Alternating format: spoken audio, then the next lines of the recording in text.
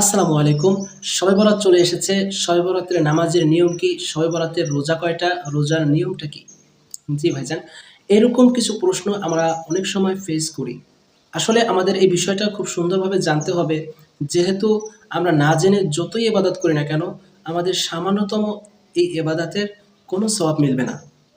এজন্য আমরা যেকোনো আমল করার আগে অবশ্যই আমরা সে বিষয়ে জেনে নেব এবং জানার চেষ্টা করব এবং যারা অভিজ্ঞ, যারা ভালো জানেন তাদের কাছ থেকে আমরা এটা জানার চেষ্টা করব। তো আজকে আমি এই শবে বরাত সম্পর্কে অল্প একটু কথা বলবো। আপনারা মনোযোগ সহকারে একটু শোনার চেষ্টা করবেন, অনুরোধ রইল। বিষয়টা হচ্ছে শবে বরাত, যার অর্থ হচ্ছে মুক্তির রাত। এটা ফার্সি একটি শব্দ। এটাকে আমরা বাংলায় বলি মুক্তির রাত।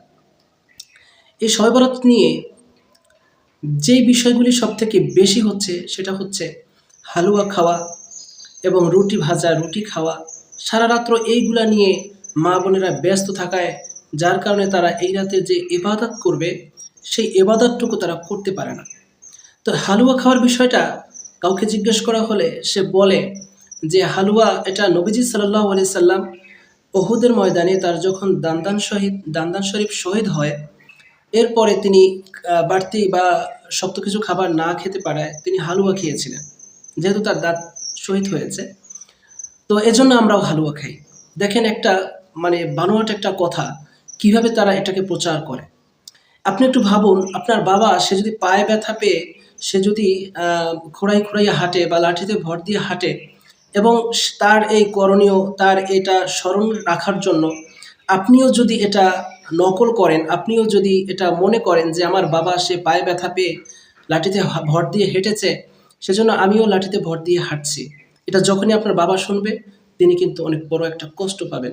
তিনি বলবেন যে আমার সন্তান আমাকে হ্যাও করছে, আমাকে ভ্যাসকাচ্ছে, যেটা আমরা আমাদের ভাষায় বলে থাকি। বিষয়টা কিন্তু এরকম। তো এজন্য আমরা এইসব বিষয় থেকে ফিরে থাকব।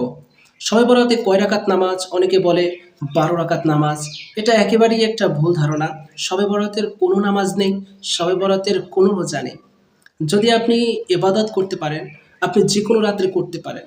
কোরআনুল কারীমের ভিতরে আল্লাহ পাক রব্বুল আলামিন যেই রাতগুলির কথা কোরআনুল কারীমে ইরশাদ করেছেন, সেটা হয়তোবা আপনারা অবশ্যই জানেন। আল্লাহ তাআলা বলেছেন, ওয়াল ফাজরি ওয়া লায়ালিন আশর। আল্লাহ তাআলা ফজরের কসম খেয়েছেন এবং ১০টি রাতের কসম খেয়েছেন।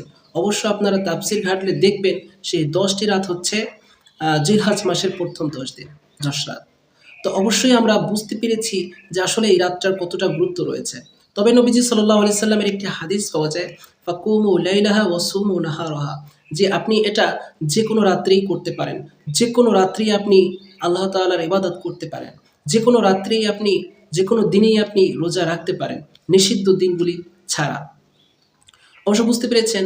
আবার একটা কথা আছে যে সেটা হচ্ছে এই রাতে আল্লাহ তাআলা ভাগ্য পরিবর্তন করেন, উত্তম ভাগ্য লিপিবদ্ধ করেন। যে এটাই যদি হতো তাহলে মানুষ এই রাতটিকে কেউই মিস করতো না। এজন্য এই কথাগুলির প্রতি আমরা কান দেব না, কর্ণপাত করব না। আমরা আমাদের প্রতিটি রাতে আল্লাহ তাআলার কাছে ইবাদত করব। এরপরে আরো অনেক আলোচনা আছে, সেটা আমি দ্বিতীয় পার্টে ইনশাআল্লাহ আলোচনা করব। আশা করি বুঝতে পেরেছেন। ভালো থাকবেন, সুস্থ থাকবেন। আল্লাহ হাফেজ।